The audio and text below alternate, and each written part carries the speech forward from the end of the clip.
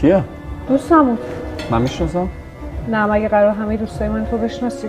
برای من مهمه کسی که کنارمه با کیا رفت اومد میکنه، کیا دور برشن، با کیا میپره. میتونم گوشی تو ببینم؟ گوشی حریم شخصی منه. مگه من تا الان گوشی تو رو چک کردم؟ رمزش 2295. من خوشم نمیاد کسی ادای شک و کارو برای من در میاره ها. من فقط پرسیدم که کی زنگ زده. این اشتباه؟ نه اشتباه نیست. فقط من و تو ازدواج نکردیم که وارد حریم شخصی من بشی. ما یه تعهد داشتم به یه خط امضا و 2 تا نوشته است. ما با هم حرف زده بودیم. بهونه این بهتر نبود؟ الان میخوای سر این رابطه‌مون رو تموم کنی؟ روزی 100 نفر به تو زنگ میزنن، مگه من میپرسم کیه که اینجوری داری شلوغش میکنی؟ اون کسی که داره شلوغش میکنه توی. من فقط ازت پرسیدم کی زنگ زده چون برام مهم بود. ولی خوب شد الان جایگاه تو رابطه فهمیدم. و اینکه داستان چیه؟ چرا همیشه کسایی که مقصرن طلب کنن؟